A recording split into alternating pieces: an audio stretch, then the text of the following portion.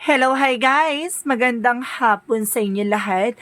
This is Chin from Masigarichano, a faith healer, also a reader. So ngayong hapon, natutugyan natin ang sabihin sa inyo ng ating mga gabay. This is Archangel Michael messages for the sign of Leo. So Leo, welcome to my channel. Ano kayang messages, advices, at spirit guides ang ating masasagap for today's video? Kano naman kayang energy or kaganapan sa buhay ng mga Leo signs ang ating mahagilap? So guys, this reading is a journey din lamang, hindi lahat makaka-resonate. Kunin lamang po ang makaka-relate sa inyo and comment down below kung kaninong energy ang ating nasagap. And of course, don't forget to like and subscribe my channel and hit the notification bell for more videos update. And of course, maraming salamat po sa mga walang sawang pagsuporta sa aking channel. Lalong-lalo na hindi nag-i-skip ng ads. Naway pagpalain po kayo ng Diyos at may kapal. Siksik tigdig na umapaw man ng balik sa inyong biyaya. So guys, come on. Umpisahan na natin. Angel Spirit, Archangel Michael messages for the sign of Leo. Anong pinaka-advices for you ng ating gabay ang ating masasaga for today's video? Your children are watched over by angels. So, some of you, kung may mga anak ka na, no, baka ginagabayan daw yan ng ating mga anghel. And of course, a favorable outcome at papabor din daw sa'yo ang kalalabasan ng eksena na to. So, this time, papabor na sa'yo at of course, shielding yourself. So, kailangan mo proteksyonan yung sarili mo, no? At alagaan yung sarili mo. And of course, there's a explore your options. So, kailangan mong alamin pa yung mga bagay-bagay na makakatulong sa'yo, no? Para sa madaling salita, wag kang pala desisyon. So, let's see what is additional messages for angel spirit guides. There is a Four of Pentacles. There's a protect your power, protect your energy. Kailangan mo mag-savings, kailangan mo magtabi, no? And of course, there is the word card. There's a trouble. Some of you may trouble. And of course, there's Seven of Wands. There's a success. And of course, there's an information na magdadala sa'yo ng protection. So, or you are also protected. Or, kailangan mo na protection, no? Laban sa mga bagay-bagay sa tao sa paligid mo. There's a standing on your ground. And of course, there's a Five of Pentacles. Na there's a failure, regret, or disappointment, or something grip na, kumbaga, may mga pinagsisisihan ka. And of course, there's a Page of Cups. Listen to your intuitions and listen to your gut feeling. Na makikinig ka sa iyong intuition, makikinig ka sa iyong gut feeling. And of course, the Wheel of Fortune represent the Wheel of Fortune and good luck, no? Meron nang papasok na swerte dito sa iyo. So, let's see what is the Four of Pentacles. So, there's Five of Wands. So, there's a reverse. So, ibig sabihin dito, matatapos na yung complication pagdating sa finances. So, unti-unti ka na makaka-recover at sinasabi dito, there's a solid investment. So, let's see what is the word card. What is the word card represent? So, there's a Six of Pentacles. So, some of you kumbaga, may tulong sa'yo ng universe or tulong ng mundo dito na ibibigay sa'yo. And of course, there's a giving and receiving something, no? Marami kang matatanggap at marami kang makukuhang support, no? With your family. And of course, there's information na ibibigay sa'yo. Some of you trouble, no? And of course, accomplishment, success, no? Let's see what is the Seven of Wands. So, there's Ace of Swords, there's a breakthrough, no? A new insight. So, ibig sabihin dito, there's a breakthrough, tagumpay, at mapoproteksyonan mo na yung sarili mo laban dyan sa mga insecurities. Of course, kailangan mo rin magtiyaga, no? Sa mga bagay-bagay at magtatagumpay ka in the near future. And of course, there's a Seven of Pentacles, there's a blossoming abundance. Sinasabi dito na mukhang there's an harvest time, no?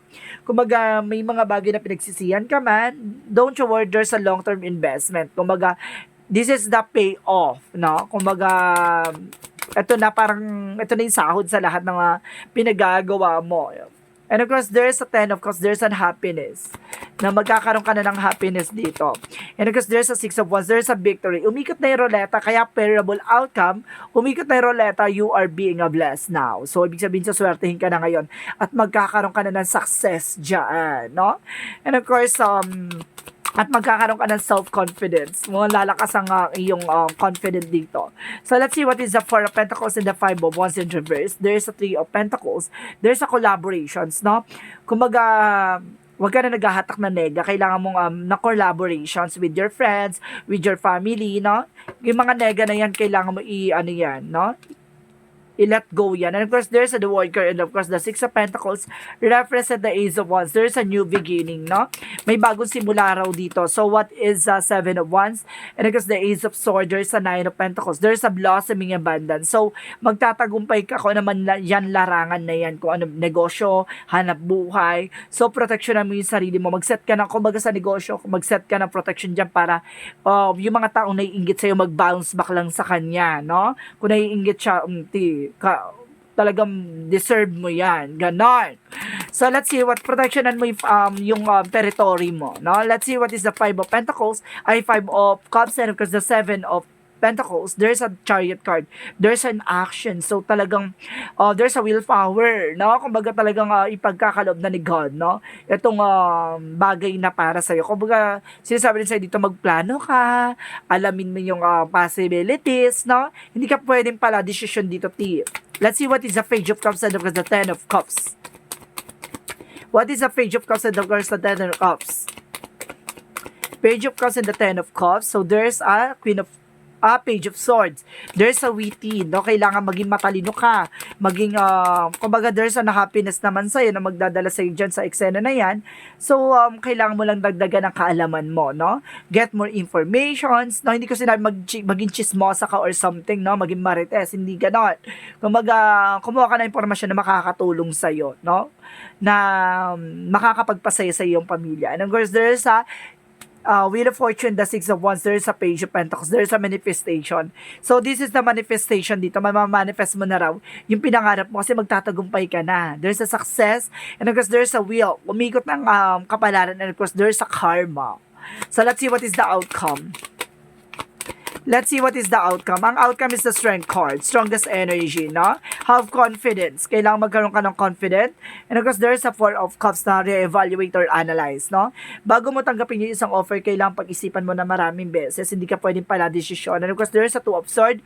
There's a difficult decision. May mga bagay na nahihirapan ka mag-decision. Pero as soon as possible, naku-confuse ka pa man ngayon. Pero sinasabi sa'yo dito, makukuha mo yung tamang strategy para piliin yung magiging decision mo.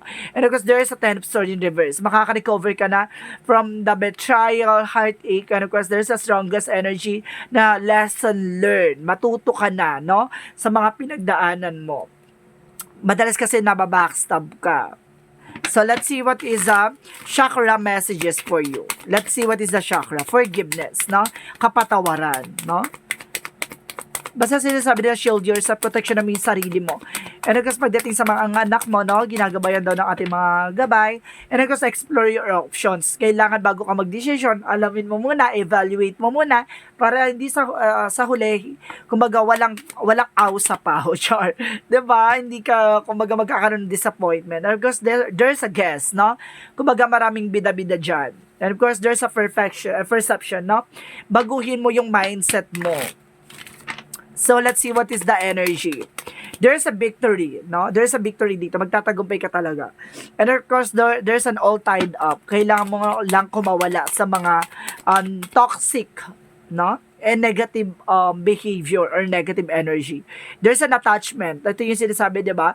Huwag ka masyado agad mahuhulog sa mga tao sa paligid mo, no? Mabilis ka kasing magtiwala. And of course, there's a first chakra Archangel Michael, na protectionan mo yung sarili mo, protectionan mo yung finances mo, yung pamilya mo, even your soul.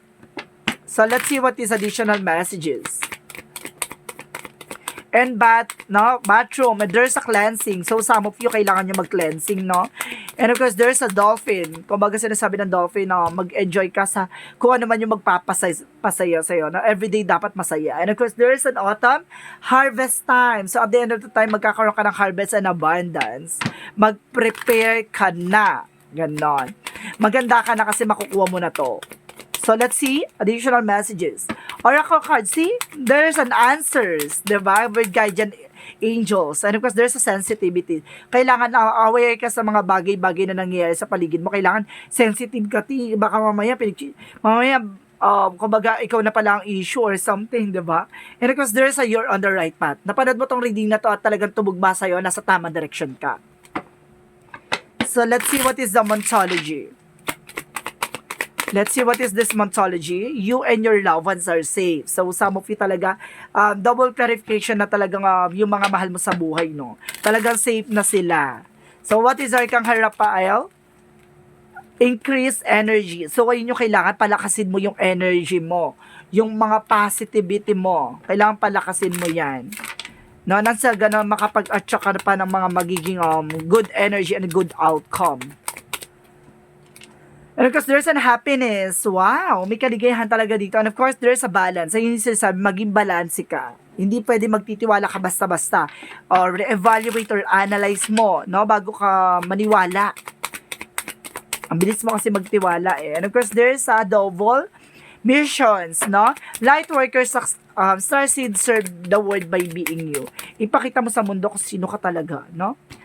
And of course, surrender to the sweetness, no? Kumbaga, surrender mo raw lahat ng mga bagay-bagay na alam mong hindi mo kontrolado. And of course, the golden children. So, there is an information na sinasabi na rare gift, no? Minsan may kakayanan tayo na, kumbaga, kakaiba, no?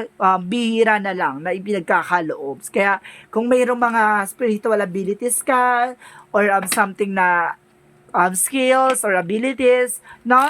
Gamitin mo yan sa tama, no? Para sa ganun, bumalik sa'yo ng good karma. So, let's see what is the angel's number.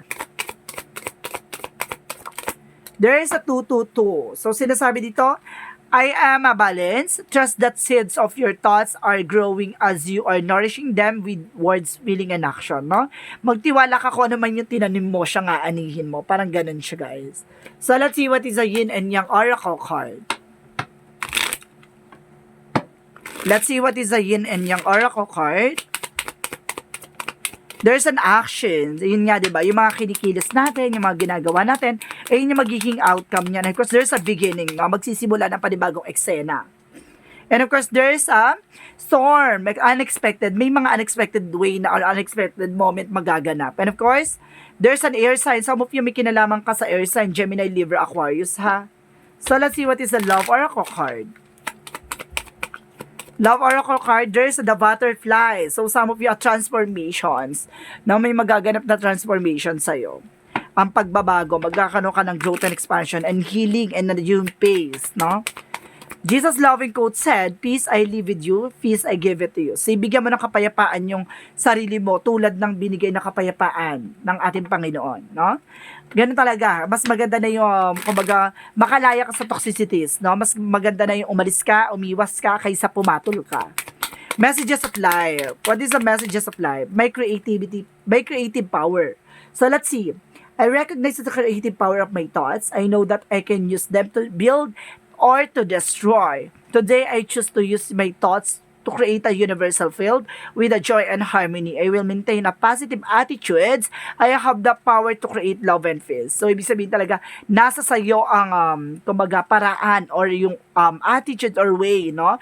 Kung paano mo aayusin at sisirain yung buhay mo. So, ikaw talaga ang may akda at ikaw talaga ang may talagang bida ng buhay mo, kaya galingan mo, no? Mga sinasabi dito, kung ano man ang mangyari sa'yo dahil yan sa kagagawan mo. Kaya ayusin mo, ang magiging outcome niyan ay nakabase sa ginagawa mo. Kaya ang pagbabago ay magmumula sa'yo, hindi sa ibang tao, at hindi rin sa mga mahal mo sa buhay, kundi sa'yo. So guys, this is Arkanghel Michael messages for the sign of